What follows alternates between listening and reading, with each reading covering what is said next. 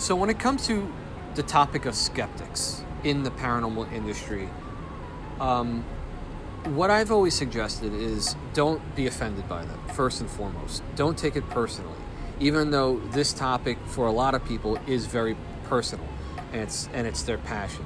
Take it more as almost like a compliment because they're taking an interest in what you have an interest in, so much so that they're willing to argue with you.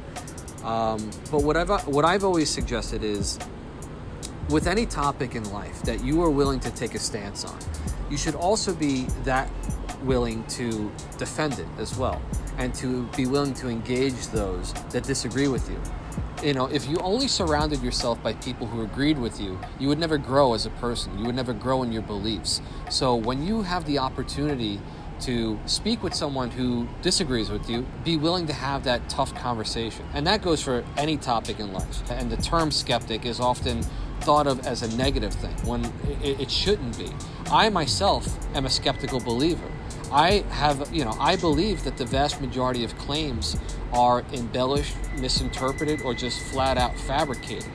Any good investigator doesn't go into a location and automatically assume that it's haunted. You know, they're going to listen to the person who lives there or works there, and then they're going to do their own work, their due diligence, to find out what might actually be going on.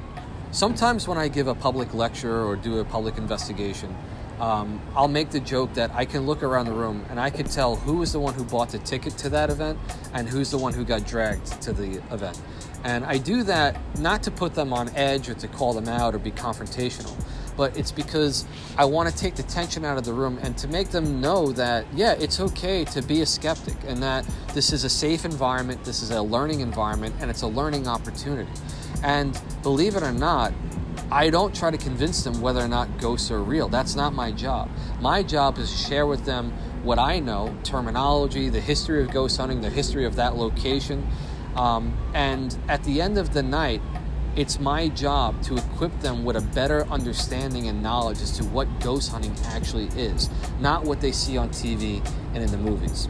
Something that I've always found to be really cool is when you're doing a public investigation and you have such a staunch skeptic, and then something happens, a meter goes off or something moves, and then they kind of have this moment where they have to stop and have this, inward reflection. That's really cool because now, like I said in the beginning, they have to stop and they have to question their own beliefs. And then we kind of have this back and forth, and by the end of the night, they usually are the person who, the floodgates open up and now they have all these questions and ideas and topics, and that's such a cool moment for myself as an investigator. So I want to close out with a quick story. A couple of years ago, when I was still working at the Morris Jamel Mansion, which is a historic house museum in Washington Heights, in Manhattan, we had a new paranormal show come to film at the museum. And one of the camera operators was making the joke that they had been to all of these historic locations, yet he still didn't believe in ghosts. So I asked him, I'm like, well, if you don't believe in ghosts, would you spend the night here by yourself? He goes, oh, absolutely not. I'm like, well, if you don't believe in ghosts, then this is just an old house. What's there to be scared of? So I guess even if he claims to be a skeptic, there's still traces of him being a believer somewhere in the back of his mind. And I think for any good investigator, they should still have those traces of being a skeptic as well. I want to leave you with one of my favorite Shakespearean quotes, which is, "There are more things in heaven and earth, Horatio, than can be dreamt of in your reality," which means science can't account for everything that we experience in the world.